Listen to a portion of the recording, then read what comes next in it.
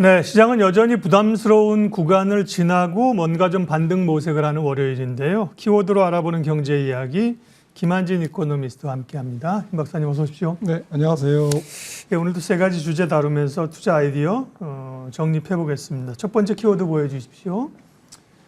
이스라엘과 팔레스타인 전쟁의 검은빛 전쟁이다. 검은빛 전쟁이라는 건 뭐 유가 원유를 얘기하는 걸까요? 예? 예. 검은빛 경제라고요? 검은빛 경제. 검은빛 전쟁이라서 저는 이제 유가 얘기하는 것 같은데, 이스라엘 팔레스타인 전쟁이 검은빛 경제에 이제 부담을 준다 이런 얘기이군요. 네. 자, 어쨌든 뭐 이거는 이스라엘 팔레스타인 전쟁은 어떻게 갈지 참 예측하기 어려운 건데요. 유가 자극 인플레이션 우려가 1차적으로 대두됩니다. 어느 정도의 영향을 볼까요? 네, 뭐 사실 단기전이냐, 장기전이냐, 뭐 확전이냐, 뭐 국지전이냐에 따라서 달라지겠죠. 가장 큰 것은 뭐 아시다시피 뭐 이란이 헤즈볼라를 통해서 좀 확전을 도모하느냐의 여부에 달려 있겠죠. 네. 주변국들이 아무튼 좀 복잡하게 얽혀 들어가고 특히 헤즈볼라의 이스라엘 공격이 시작된다면 유가는 좀 뛸 겁니다. 뛸 수밖에 없고요. 하지만 뭐 주변국들의 정황은 뭐 사실 확전을 원하지 않고 있는 것은 분명하거든요. 전쟁이라는 것이 뭐 꼭 생각했던 대로 움직이지는 않지만 그래도 미국도 좀 유가가 올라가는 것을 지금 반가워하지 않고 뭐 사우디아라비아도 지금 뭐 잃을 게 많죠. 너무 이제 유가가 올라가고 더 이렇게 세계 경제가 어수선해지면 네옴시티 투자도 뭐 차질이 생길 거고요. 결국 뭐 이란의 어쨌든 상황이 뭐 이 전쟁의 키를 쥐고 있고 이 산유국들이나 이런 쪽은 직관적으로 유가가 오르면 도움이 되는 거 아닌가요? 하지만 이제 지금 사우디 같은 경우에는 뭐 또 아랍에미레이트도 그렇고요. 좀 소득이 높고 이미 포스트 오일 시대를 준비하고 여러 가지 경제 정책, 뭐 이렇게 에너지 정책 그리고 건설 여러 가지 플랫폼을 구축하려고 하는 이제 그러한 국가들, 소득이 높은 아라비아 반도의 국가들은 사실 뭐 좀 미국의 기술도 받아들여야 되고 또 사우디도 사실 바이든을 안 좋아하는 것이 뭐 미국 자체의 어쨌든 기술 협력이라든지 여러 가지 안보 협정이라든지 이런 것들 자체를 부정하기에는 지금 어렵죠. 그런 관점에서 당장 뭐 이 중동 문제가 뭐 깔끔하게 해결되기는 어렵겠지만 그렇다고 뭐 너무 일각에서 얘기하는 이스라엘과 하마스 무장정파 간의 전쟁이 확전돼서 무조건 오일 쇼크가 온다라고 이제 단정하기도 너무 성급하다라고 생각을 합니다. 제한적인 상승과 박스권에서의 움직임 아직은 이 정도로 보면 되는 건가요? 네, 브렌트 같은 경우에 뭐 지금 살짝 높게 형성돼 있지만 뭐 한 $100 정도에서 좀 멈출 것 같고요. WTI도 90불에서 95불 정도 수준에서 조금 왔다 갔다 하지 않을까 생각합니다. WTI 선물로 보면 $88까지 다행히 이제 조금 저지가 됐는데 위쪽으로 조금 열려 있다고 봐야죠, 그죠? 네, 조금 열려 있다고 봐야 되고 미국 같은 경우에는 참고적으로 말씀드리면 WTI가 조금 최근에 뭐 좀 상승폭이 제한되고요. 그러면서 미국 내 오일 가격은 휘발유 소비 가격은 오히려 떨어졌습니다. 그런 부분들은 좀 미국이 조금 전쟁의 영향에서 조금 비껴나가 있다. 어쨌거나 미국은 좋다. 그렇게 나쁜 건 없다라고 정리할 수 있겠습니다. 바이든 대통령이 우크라이나의 기존 이제 지원과 함께 이스라엘에 대한 지원과 상당히 큰 금액의 예산안을 이제 예산 지원해달라고 그 지원안을 제출했는데요. 두 개의 전쟁을 동시 수행해야 됨과 함께 미국 정부 예산안이 늘면서 이게 미국 경제에 뭐 부담이 된다는 얘기들이 있습니다. 어느 정도 영향일까요? 네, 사실 뭐 채권 시장에서 바이든 대통령이 뭐 이스라엘 현지에서 $1,000억 규모의 뭐 전체 예산 증액을 편성하고 있다. 그래서 이스라엘에 적극 지원하겠다라는 얘기를 하는 순간 국채 금리가 튀었거든요. 그래서 공급이 늘어나는 거니까요. 채권 공급이 늘어나니까요. 그래서 뭐 지난주에는 정식으로 $1,050억, 지금 뭐 1,350조가 넘는 지금 전체적인 뭐 이스라엘뿐만 아니라 우크라이나 610억 달러, 인도 태평양 70억 달러를 포함한 이스라엘에는 한 140억 달러 지원을 조금 공식적으로 이제 발표했고요. 그래서 토탈 1,050억 달러의 추가 예산을 의회에 정식으로 요청한 상태입니다. 네. 그런 상태에서 가뜩이나 바이든 정부가 내년 선거 때까지 돈을 많이 쓸 것 같은데 추가 예산까지 지금 요청해 놓은 상태이기 때문에 채권 시장은 공급 물량 증가에 따른 금리 상승 우려를 좀 피해가기는 네. 어려울 것 같습니다. 네.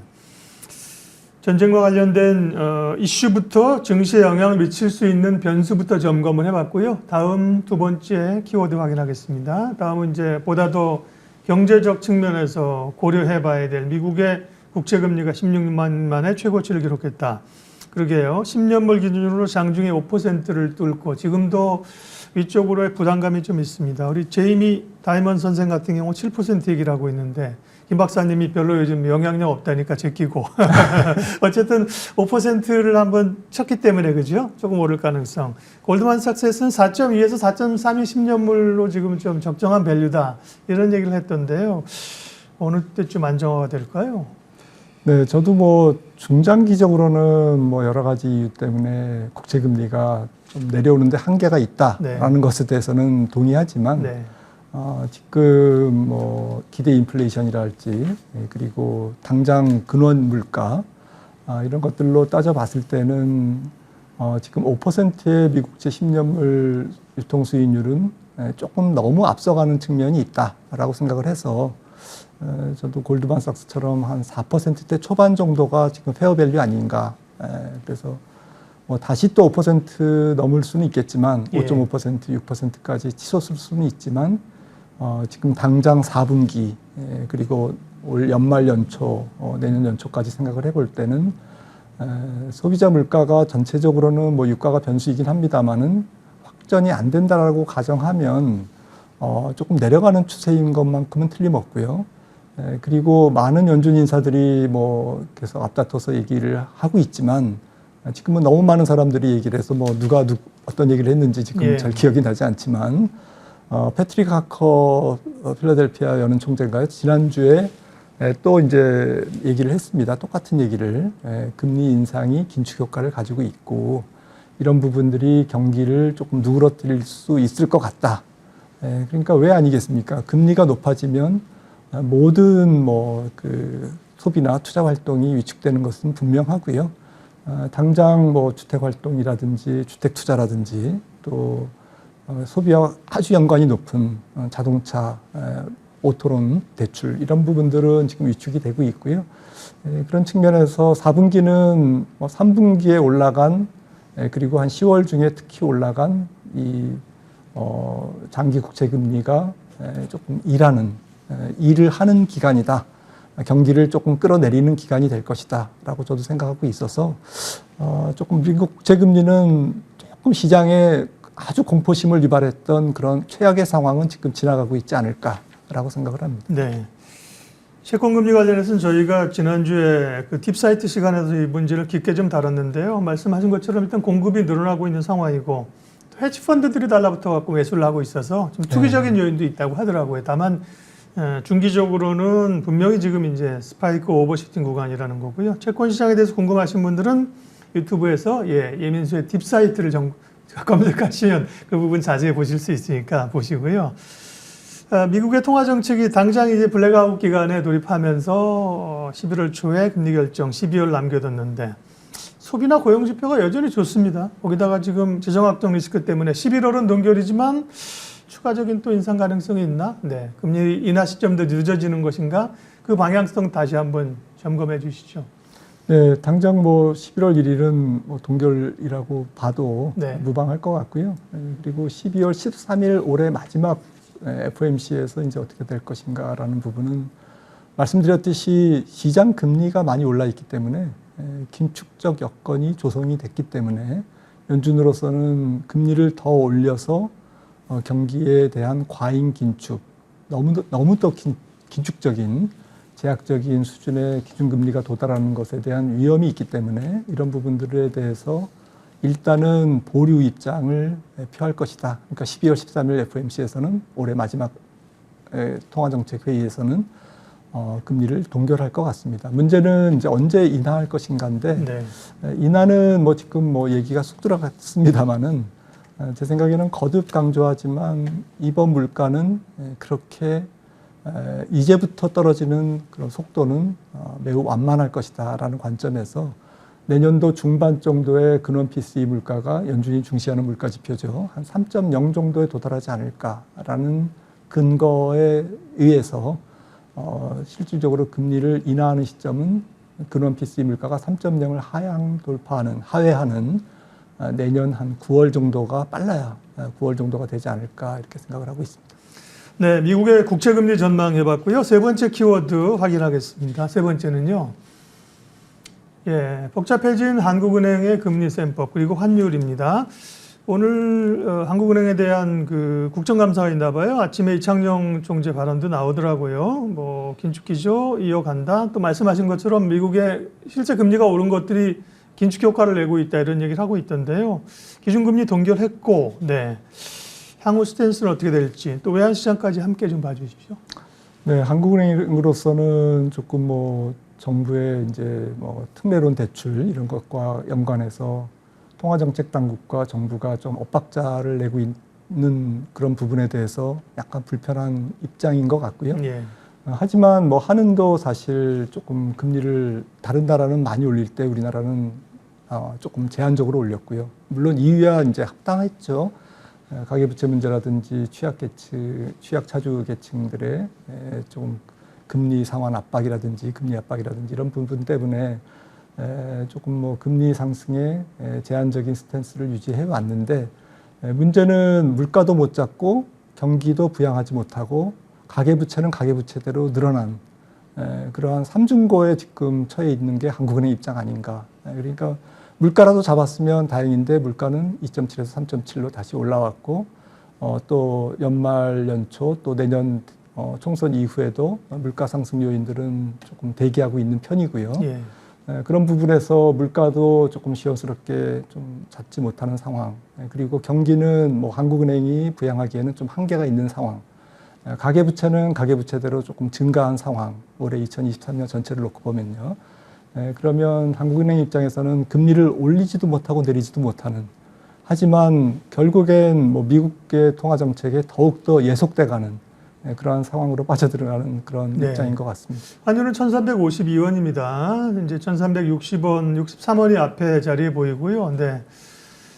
시장도 환율도 여전히 좀 높네요. 예. 환율도 좀 쉽게 떨어지지 않는 게 우리나라 경제가 모멘텀이 조금 약한 상태에서 예. 무역 수지가 조금 개선될 동 만동하면서 지금 개선이 안 되고 있기 때문에 전체적으로 달러가 뭐 한 107 찍고 106점 매수로 지금 약간 안정은 됐습니다만은 연초에 예상한 것보다는 훨씬 더 높은 수준에서 달러 예. 강세 기조가 이어지고 있거든요. 그러니까 원달러나 엔화나 위안화 마찬가지로 이 동북아시아 환율이 조금 안정되기에는 지금 달러 인덱스 자체, 달러의 전체적인 환경이 조금 도와주지 않고 있다. 연말까지는 그렇게 생각을 합니다. 네.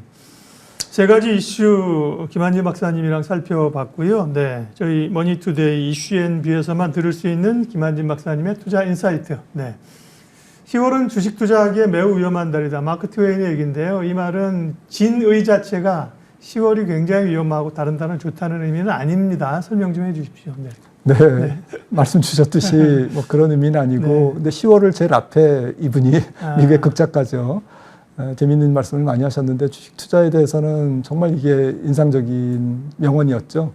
10월은 주식 투자하기에 매우 위험한 달이고. 10월 일단 블랙 먼데이가 있어가지고 아마 상징적으로 네, 끌렸나 근데 봐요. 통계적으로도 10월은 예. 뭐 4월과 마찬가지로 네. 가장 연간 수익률이 낮은. 네. 그러니까 10월에 저점을 찍고 이듬해 1월까지 산타랠리를 거쳐서 올라가는 경우가 굉장히 확률적으로 많았거든요. 그런데 10월 나머지 위험한 달은 마크 트웨인 월 7월, 1월, 9월, 4월, 뭐 5월, 4월, 3월, 2월 나머지 다예요. 네, 다 열고 있습니다. 예, 예. 그러니까 주식 투자라는 것은 뭐 항상 위험하다, 늘 네. 위험하다. 하지만 제가 뭐 거기에다가 감히 네. 첨언을 하자면 위험이 있기 때문에 수익이 있는 곳이 바로 주식시장이다라는 생각이고요. 10월은 통계적으로 가장 말씀드렸듯이 안 좋았던 달인데 주식 수익률이 올해도 좀 빅테크 실적이 좋고 금리가 내려간다면 산타랠리에 대한 기대, 뭐 산타랠리까지는 아니더라도 지금 10월 달에 보여준 험악한 증시 환경이 연말까지 계속될 것이라는 이제 불안감에서 너무 이렇게 불안감에 매몰될 필요는 없지 않을까 좀 희망을 드리고 싶습니다. 네, 키워드로 알아보는 경제 이야기 오늘도 김한진 박사님 함께했습니다. 고맙습니다.